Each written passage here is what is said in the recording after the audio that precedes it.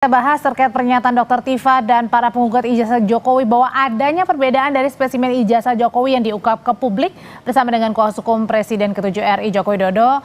Ada Bung Rifai Kusuma Negara. Selamat malam Bung Rifai. Malam. Dan juga ada kuasa hukum Roy Suryo Abdul Ghafur Sangaji. Bang Sangaji, selamat malam. Selamat malam Mbak Audrey. Oke. Selamat malam Bang Rifai. Ya, saya mau nanya dulu nih ke Bang Sangaji. Bang Sangaji, jadi kali ini apa sih yang dipermasalahkan terkait dengan lipatan dan lunturan tadi di CAP? Jadi gini Mbak Audrey ya, ijazah ini kan memang ijazah yang dari awal memang karena tidak ada transparansi, tidak ada akuntabilitas, juga tidak ada penjelasan dari Pak Joko Widodo, makanya urusan ijazah yang hanya selembar ini dan saya kira cuma satu-satunya di dunia yang menyita perhatian satu negara, itu kemudian akhirnya berkepanjangan gitu loh ya. Nah, semakin lama kita semakin menemukan fakta-fakta baru, semakin lama kita menemukan hal-hal baru, maka semakin banyak juga kejanggalan-kejanggalan itu muncul ya. Jadi yang ditemukan hari ini kan adalah salinan resmi ijazah Pak Joko Widodo yang pernah beliau gunakan sebagai calon gubernur DKI Jakarta, kemudian 2 kali calon presiden. Dan pada saat kami memohonkan itu di KIP, karena saya selaku salah satu anggota tim kuasa hukum dari Bang Bonatua, memang ijazah ini untuk kemudian kami dapatkan salinannya butuh perjuangan dan effort yang luar biasa gitu ya. Padahal sebenarnya hal yang sangat sederhana, hal yang sangat simpel. Pada saat hasil penelitian Mas Roy, Bang Rismon, Dr. Tifa itu muncul, seharusnya kan Pak Joko Widodo mungkin bersama dengan tim kuasa hukum, di sini ada Bang Rifai, harusnya memberikan advice kepada Pak Joko Widodo bahwa ya sudahlah, kita sampaikan sampaikan apa saja adanya kepada publik, tidak perlu kita bawa ke ranah hukum pidana supaya tidak berkepanjangan. Nah, begitu kami mendapatkan spesimen-spesimen ini, maka terkonfirmasilah bahwa ternyata ijazah ini memang kita nggak tahu ya. Kalau satu versi berarti tidak mungkin ada kejanggalan. Ya, maksudnya adalah kalau satu versi tidak mungkin ada perbedaan. Ya, artinya ijazah itu kan pasti yang memiliki, kalau didapatkan secara sah dan didapatkan secara prosedur akademik yang tepat, pasti kita mendapatkan cuma satu ijazah gitu. Difotokopi dalam bentuk apapun, mau A3, A4, ya kan, pasti bentuknya tetap sama, informasi yang ada di dalamnya juga tetap sama, ciri-ciri spesifik, ciri-ciri umum juga pasti tetap ada yang sama juga di dalam ijazah itu. Tetapi kemudian yang sekarang kami temukan adalah ada banyak sekali kejanggalan-kejanggalan dan kami nggak tahu nih, ini sebenarnya ijazah Pak Jokowi ini berapa versi nih. Tapi kemudian yang dipertanyakan adalah kenapa bekas lipatan aja dipertanyakan. Tadi ada yang beleberan kata Dr. Tifa, ini juga dipertanyakan. Memang sebegitu detailnya sampai menurut gini, Anda sendiri ini spesimennya berbeda? Oh iya dong, karena gini, meskipun yang dilaporkan Pak Jokowi bersama tim kuasa hukumnya itu adalah pasal 310, 311 yang sekarang sudah dikonversi menjadi 433 dan 434 itu. Tetapi ingat, objeknya adalah dugaan ijazah palsu. Kalau dugaannya ijazah palsu, berarti kita bicara tentang kebenaran dan keabsahan, keaslian, validitas suatu dokumen. Ya, pada saat pertama kali ijazah Pak Joko Widodo diserahkan ke Baris Krim Polri dan Dirtipidum menyampaikan hasil penyelidikannya berupa penghentian penyelidikan itu, memang ada kejanggalan. Kejanggalannya adalah ketidakjujuran dari Dirtipidum untuk secara gentleman menampilkan ijazah wujud analog yang versi berwarna kepada publik, tetapi kemudian yang ditampilkan kan adalah fotokopi yang terlipat. Nah, fotokopi yang terlipat itulah yang kemudian diteliti lagi oleh mereka. Disitulah ada kejanggalan-kejanggalan baru lagi muncul. Dengan kejanggalan-kejanggalan baru ini Bang Rifai, ini terkesan mengada-ngada nggak sih? Ada lagi sampai bekas lipatan, ada beleberan tinta saja, ini dipermasalahkan. Ya, pertama sebenarnya kalau kita ikuti dari pemberitaan yang muncul kan, ternyata apa yang disampaikan oleh Dr. Tifa dan Pak Roy beda dengan Bang Bonatua. Kalau Bang Bonatua sebagai pihak pemohon dan pihak yang menerima legalisir ini 3 lembar, 3 dokumen ya, dia menyatakan justru isinya identik. Ya. Tapi soal ukuran dan segala macam memang beliau tidak mendalami karena bukan tupoksinya. Tapi di sisi lain beliau menyatakan substansi ketiga legalisir ini identik yang diperoleh dari masa-masa pilkada maupun pilpres yang berbeda ya. Ini kan sebenarnya menjadi fakta menarik. Artinya apa? Bahwa selama ini Pak Jokowi selalu memenuhi persyaratannya saat mengikuti pilkada maupun pilpres. Kedua, ijazah Pak Jokowi berkali-kali berulang-ulang dilegalisir oleh UGM. Artinya UGM sendiri sudah pernah melihat ijazahnya dan sudah mengesahkan melalui legalisir. Bagaimanapun legalisir sebagai pertanggungjawaban UGM terhadap keabsahan dari fotokopi ijazah Pak Jokowi, dan itu berulang-ulang, bukan sekali 2 kali ya. Lalu yang ketiga juga yang menarik di sini adalah sebenarnya kan kalau kita kembali ke 2005, sekarang kan lagi mendalami lagi 2005 di Solo, kita ikuti saja, biar saja. Bahkan sebenarnya dokumen-dokumen itu sudah diambil kok oleh Barreskrim maupun Polda gitu ya. Nah sekarang bahwa di 2005 ini satu logika yang sebenarnya bisa pemirsa ikuti. 2005 itu Pak Jokowi bukan siapa-siapa loh. Ya. Masyarakat biasa, pengusaha ikut pilkada. Lawan apa? Waktu itu kontestannya ada 4 ya. Bahkan salah satunya adalah dosen farmasi UGM. Ya, lihat, silakan dilihat langsung di linknya KPUD Solo ya. Kalau saat itu Pak Jokowi menggunakan jasa palsu, sudah pasti digugat lah, sudah pasti digugat. Beliau belum kenal Kapolri, belum kenal Panglima. Nyatanya tidak ada persoalan berulang-ulang. Ini juga menjadi fakta bahwa selama ini jasa beliau yang menyebar di seluruh KPU maupun KPUD itu valid, disahkan oleh UGM dan tidak pernah ada persoalan. Oke, jadi intinya yang Anda ingin katakan bahwa kali ini hanya mengada-ngada aja tudingan-tudingan yang disampaikan. Lagi, apa yang disampaikan oleh Dr. Tifa tadi kalau saya lihat sekilas, dia kan membedakan objek yang berbeda, membandingkan objek yang berbeda. Objek hasil dari Bang Bonatua, dia bilang oke, nggak ada masalah, dibandingkan dengan yang ada lipatan di Barreskrim. Sebenarnya pertanyaannya, beliau tahu nggak itu dokumen dari mana? Itu arsipnya UGM. Nah pertanyaannya apakah dulu sempat dilipat dulu fotokopinya lalu terbuka, itu kan persoalan lain. Karena lagi-lagi loh, ini kan dari fotokopi, mesin fotokopi berbeda-beda, belum mesin scan berbeda-beda. Bisa saja terjadi ada perubahan-perubahan terkait dengan penggunaan alatnya gitu ya. Tapi kalau untuk melihat asli tidak, sebenarnya paling sah itu adalah apa? Lihat ijazah asli Pak Jokowi, lakukan tes kertas, tes tinta, tes huruf, semua ukurannya dibandingkan dengan ijazah yang terbit saat itu yang paling sahih gitu ya. Jadinya tudingan-tudingan ini tidak beralasan begitu ya bahwa ada temuan spesimen baru, perbedaan antara yang ditangkap. Oke, usai jeda nanti kita akan lebih lengkap lagi membahasnya, tetap bersama kami di Sapa Indonesia Malam.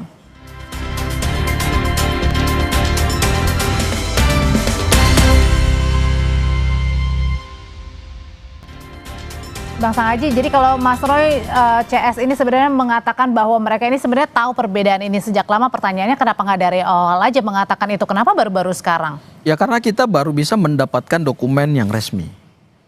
Yang selama ini kan dibantah oleh teman-teman itu adalah dokumen yang diunggah oleh Dian Sandi itu kan bukan dokumen yang valid.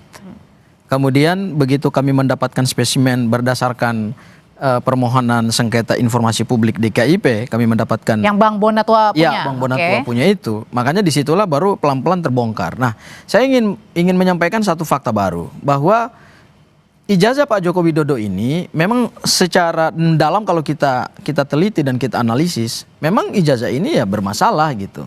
Kalau sandarannya adalah bahwa ijazah ini karena sudah dileges oleh UGM, pertanyaan kita, apakah legalisir itu patut nggak sih secara administrasi dan secara hukum administrasi? Tapi kalau tadi analoginya Bang Rifai bilang, ini kan Pak Jokowi sudah mengikuti kontestasi diawali dengan wali kota Solo. Masa sih Pak Jokowi kan waktu itu belum kenal siapa-siapa, dan mungkin aja ini lembar fotokopinya memang nggak sengaja kelipat, kemudian difotokopi. Kalau kita bicara untuk dokumen 2005, pada saat Pak Jokowi pertama kali muncul sebagai calon wali kota itu, sampai hari ini kami nggak ada dokumennya. Bahkan yang kami dapatkan ada informasi dari KPU Solo bahwa dokumen itu memang tidak ada jejaknya gitu loh. Seperti sudah dimusnahkan, itu hal yang pertama. Hal yang kedua adalah pada saat kami melihat salinan resmi yang dilegalisir oleh UGM, baik untuk Pilkada DKI maupun untuk Pilpres, itu tidak sesuai dengan Undang-Undang Nomor 30 Tahun 2014 tentang Administrasi Pemerintahan, di mana diatur dalam pasal 73 ayat 4 bahwa terhadap satu dokumen yang resmi pada saat dilegalisir itu harus terpenuhi beberapa unsur, yaitu unsur ada tanda tangan pejabatnya, ada cap dari otoritas, ya misalnya adalah UGM, kemudian yang terakhir harus dicantumkan tanggal, bulan dan tahun, karena dokumen itu dia akan terikat pada saat dia dikeluarkan. Tanggal dan bulan itulah salah satu komponen hukum yang penting. Jadinya yang ingin Abang bilang adalah bahwa satu spesimen satu dengan yang lainnya berbeda adalah ini mengada-ngada, artinya bukan mengada-ngada, ini menunjukkan bahwa memang ijazah ini pada saat didaftarkan sebagai syarat untuk mau maju sebagai calon gubernur dan calon presiden, harusnya kalau menurut kami, kalau KPU mau jeli, harusnya dia kembalikan dokumen itu. Dia minta supaya tetap dilegalisir secara patut berdasarkan Undang-Undang Nomor 30 Tahun 2014 tentang administrasi pemerintah. Ya itu harus dicantumkan juga bulan, tanggal, dan tahunnya. Kalau itu nggak ada, harusnya kan ditolak oleh KPU. Sehingga dari awal kami melihat bahwa oh ini seperti ada satu konspirasi untuk meloloskan satu ijazah yang bermasalah ini sebagai persyaratan untuk mendapatkan mendapatkan jabatan publik gitu loh. Kami melihatnya ada konspirasi entah dari pihak-pihak yang tidak bertanggung jawab. Emang benar Bang ada konspirasi? Ya kalau pihak Pak Jokowi pasti mengatakan tidak ada konspirasi. Kembali lagi ini kan asumsi-asumsi. Tadi yang disampaikan oleh Bang Sanghaji terkait proses legislasi, ini perlu dibedakan ya, proses legislasi dengan keaslian ijazah. Legalisasi maksudnya. Ya, proses legalisasi dengan keaslian ijazah. Soal keaslian ijazah kan sebenarnya menjadi kita fokus saat ini. Sementara jelas Bang Bonatua, kita ulangi lagi, beliau menyatakan dari 3 yang ada identik ya. Bahwa soal ada ketebalan apa segala macam, ini kan soal fotokopinya, soal scan-nya, karena bisa aja itu berubah secara fisik. Termasuk tadi kan kalau kita lihat kan Dr. Tifa membandingkan objek yang berbeda satu sama lain. Satu, dia bandingkan dengan Dia Sandi yang udah jelas scan. Dibandingkan sama fotokopi. Everybody knows dong, kalau scan coloring, kalau fotokopi hitam putih. Bandingkan lagi dengan yang terlipat. Ya. Jadi terlipat ini saya bocorin. Terlipat itu datanya UGM. Jadi mungkin waktu pertama kali dikeluarkan ijazah itu karena hanya satu kali dibuat kan, sempat dikopi oleh UGM, itu diserahkan, nah itu filenya UGM. Bahwa itu dilipat oleh UGM lalu kemudian ditampilkan masih ada tanda lipatan, ya itu kan kembali ke penggunaan kertas ya. Tapi sebenarnya kalau kita lihat adalah substansi ijazahnya, ya dicocokkan dengan data perkuliahan. Apakah ini menunjukkan atau ada indikasi bahwa ijazah ini palsu? Sejauh ini sih menurut saya semakin kesini semakin terang benderang kok. Kalau legalisasi ijazah yang dilakukan oleh UGM tuh menurut Bang Rifai itu menunjukkan bahwa dokumen itu dokumen resmi bukan Bang? Tetap secara material, kita ngomong pidana material ya. Enggak, bukan. Saya ingin kejar dari sisi gini. Ada ijazah analog, iya. Ijazah analognya dipegang oleh Pak Jokowi. Dan ijazah itu berdasarkan pada saat kami sidang di KIP, ijazah itu oleh komisioner KPU pada saat melakukan verifikasi terhadap persyaratan calon presiden, itu juga mereka tidak pernah melakukan autentikasi.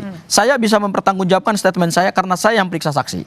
Saya yang memeriksa saksi dari KPU dan saya yang kejar pertanyaan itu pertanyaan penting. Nah, kita bukan persoalkan analognya, tetapi kita mempersoalkan rangkaian jejak ijazah yang digunakan sebagai persyaratan calon presiden. Kalau ijazah itu tidak pernah digunakan untuk mendapatkan jabatan presiden, ya ngapain dipersoalkan gitu loh. Kalau cuma ada di lemari Pak Jokowi seperti yang disampaikan oleh teman-teman kubu Pak Jokowi, ya ngapain juga dipersoalkan. Tapi karena digunakan untuk mendapatkan jabatan presiden dan itu diserahkannya bukan analognya yang sekarang disita oleh Polda Metro Jaya, ingat, itu bukan yang itu yang diserahkan. Tetapi yang diserahkan adalah yang dilegalisir berdasarkan apa yang diatur oleh aturan perundang-undangan, yaitu undang-undang pemilu gitu. Nah, legalisirnya aja kami lihat bahwa legalisirnya juga bermasalah, tidak sesuai dengan undang-undang juga. Harusnya KPU sebagai otoritas penyelenggara pemilu seharusnya jangan menerima persyaratan calon presiden pada saat ijazahnya meskipun dilegalisir oleh UGM. Karena itu aneh. Itu aneh dan itu tidak lazim dan itu melanggar undang-undang juga, tidak patut juga secara akademik. Kok bisa selembar ijazah itu pada akhirnya diloloskan sehingga beliau sah menjadi kontestan calon presiden dan kemudian beliau memenangkan pilpres, tapi kemudian belakangan baru ketahuan gitu loh. Bang? Saya tambahin, sebenarnya yang dipersoalkan Bang Sanghaji ini kan hanya gara-gara tidak ada tanggal. Sementara kalau kita dengar dari beberapa mahasiswa UGM, memang prosedur di UGM seperti itu. Diberikan tanpa tanggal, nanti disesuaikan sesuai kebutuhan. Ya itu kan masih, banyak kampus itu kan masih, enggak, saya kalau dari, sebentar Bang Rifai, kalau saya dari kampus di UI nggak bisa. Saya melegalisir ijazah saya di kampus UI, tanggalnya jelas, bulannya jelas, dan tahunnya jelas. Karena kenapa? Karena gini Bang, ada argumentasinya. Argumentasinya adalah legalisir untuk menentukan waktu hukum berlaku saat dokumen keluar. Apakah ini sah atau tidak sah? Nggak bisa juga kan, karena kita persepsi justi causa, asas hukumnya tetap dinyatakan sah sebelum dibuktikan sebaliknya. Apalagi persoalan tanggal ini apakah benar membatalkan? Memang benar, itu nanti dibuktikan dalam proses pengadilan. Tetapi ijazahnya sampai hari ini, begitu kita dapatkan spesimen dari UGM juga, yang diserahkan ke KPU, itu juga bermasalah, menunjukkan bahwa memang ijazah ini bermasalah dan patut dipertanyakan. Ini fokus kita loh, jangan lain-lain yang lain ke soal administrasi. Fokus kita adalah ini asli atau tidak. Poin ini kan di situ. Pidana ini bicara kebenaran material, Mbak. Bukan hanya gara-gara ada satu noktah tidak ada yang terlipat lalu menjadi ini palsu, nggak semudah itu. Oke. Menurut saya kita fokus aja lah menguji apakah ini asli atau palsu ya. Saya tidak menafikan bahwa tidak tanggal juga persoalan. Saya saya setuju itu. Jadi artinya adalah tudingan ini gampang untuk Anda bantah. Maksud saya jangan membias. Kalau saya lihat dari temuan tadi lebih kepada beda objek. Diansan di scan gitu ya, diadu sama dokumennya yang di Bonatua itu fotokopi dengan legalisir, diadu dengan dokumen UGM yang memang terlipat secara arsip. Menurut saya kalau hanya dipersoalkan hanya nokta segala macam nggak substansi. Tapi kalau isinya ada persoalan yang berbeda, itu persoalan. Atau misalnya legalisirnya terbukti palsu. Oke, jadi apa ditantangin oleh dekan yang tidak sah, itu persoalan. Artinya dengan kalimat sederhananya adalah dugaan-dugaan yang dibilang ini gampang untuk Anda bantah. Nah, saya ingin mengatakan begini, kalau proses pembuktian pidana itu adalah pembuktian material, maka ingat, pembuktian pidana material itu adalah persesuaian alat bukti dan persesuaian bukti-bukti. Kalau ijazahnya hari ini dideklar oleh teman-temannya Pak Jokowi dan oleh kuasa hukumnya Pak Jokowi itu adalah ijazah yang asli, memang dari awal mereka sudah mendeklar itu. Tetapi ketika ada satu jejak dokumen yang analognya berbeda dengan yang resmi diserahkan ke KPU dan itu mengundang tanda tanya, berarti memang di situ belum ada persesuaian. Sehingga nanti pada saat ini pembuktian dalam proses peradilan pidana, kami akan menggunakan ini sebagai bukti dari pihak terdakwa. Oke, sudah kita tangkap poinnya. Terima kasih Bang Sang Haji, Bang Rifat.